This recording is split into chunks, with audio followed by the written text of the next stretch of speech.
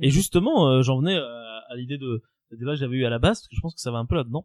Je me demandais si vous pensiez que l'art modifiait notre rapport à la réalité. C'est de la philosophie pure et dure, là. C'est intéressant, ça. J'aime bien cette question. Oula. Moi, j'ai fait littéraire en plus.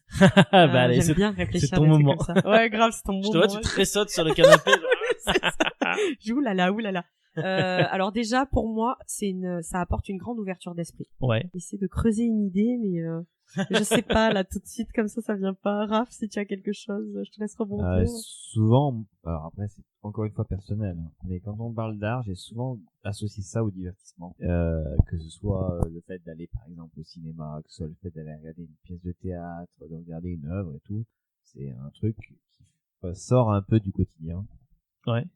Et qui réveille, donne un peu de matière, pas de matière, presque de nourriture, tu vois, spirituelle. Et donc du coup, j'associe toujours ça au fait que c'est du divertissement, donc c'est du temps libre, tu vois. Donc il y a aussi ça qui fait que spécial pour moi. Ok. Voilà. D'accord.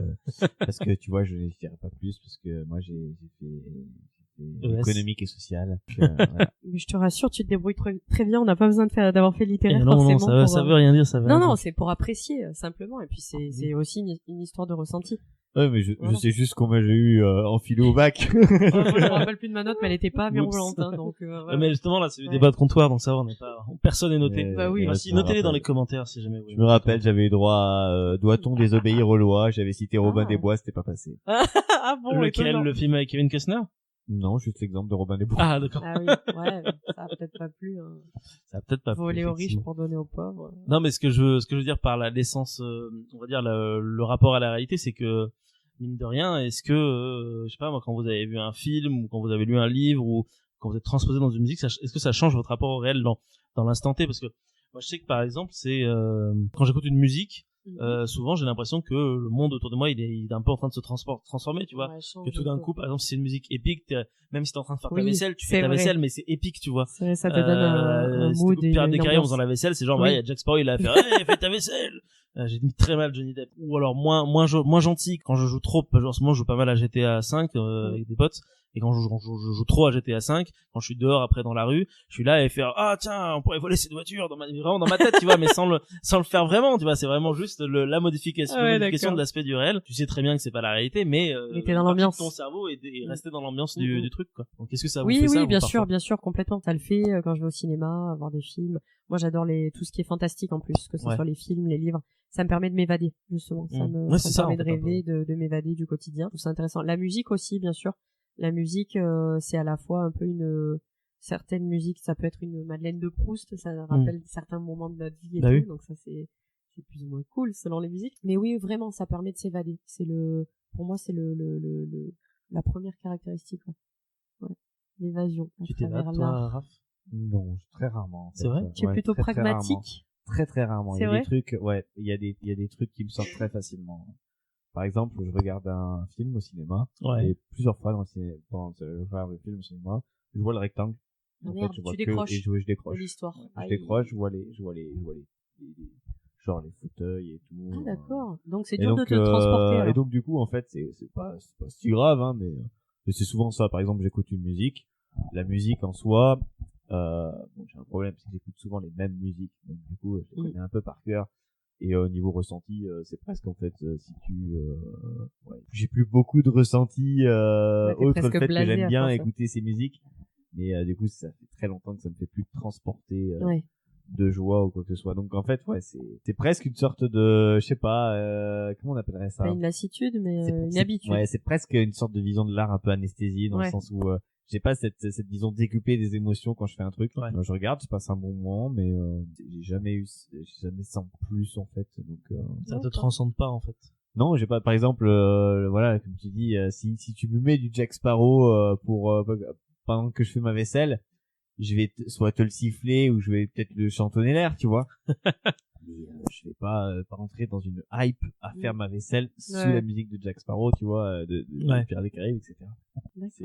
Mais après c'est purement personnel. Ah non, mais de toute façon chacun a sa propre vision, mais c'est intéressant justement d'avoir quelqu'un qui est pas peut-être pas aussi transporté rapidement que toi moi, John. Pourtant, normalement, je suis censé être très lunatique, tu vois, dans ma tête et tout, très loin. Mais, ouais, mais justement, peut-être que vu que t'es loin, t'es même encore plus loin que le médium qu'on est en train de te proposer, en fait.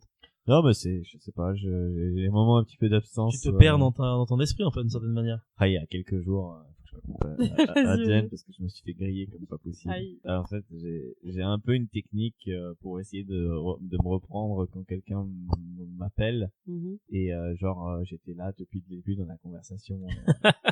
Ils m'ont dit oui, qu'est-ce que t'en penses et tout. Enfin, je sais plus, c'est Audrey qui m'a dit Raph, et du coup, je réponds oui, c'est moi. D'accord. C'est juste con, hein. Je dis oui, c'est moi.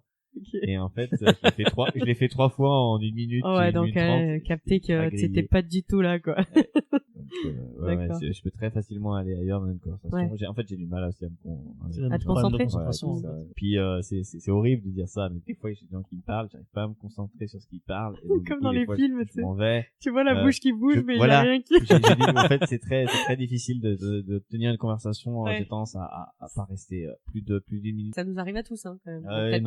Peut-être pas aussi souvent, mais ça nous arrive. La concentration. Ouais.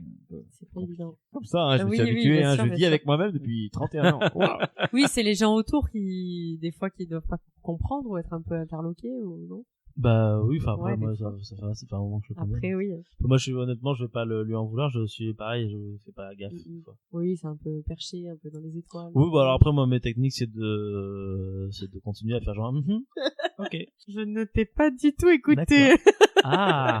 Et alors? Bien sûr. Ah d'accord, OK, tout va bien. Toujours relancer les gens. Ouais, c'est vrai. Ce qui est absurde parce que au final du coup vu que t'as pas envie d'être dans la conversation, tu les relances quand même et du coup tu restes prisonnier de la conversation. C'est vrai, c'est un peu paradoxal.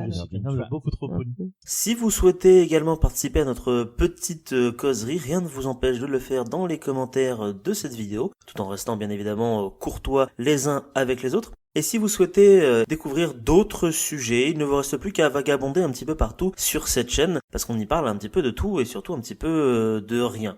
N'hésitez pas non plus à vous abonner à la chaîne, à mettre un petit pouce bleu et à nous suivre sur les différents réseaux sociaux. Merci à vous et à très bientôt.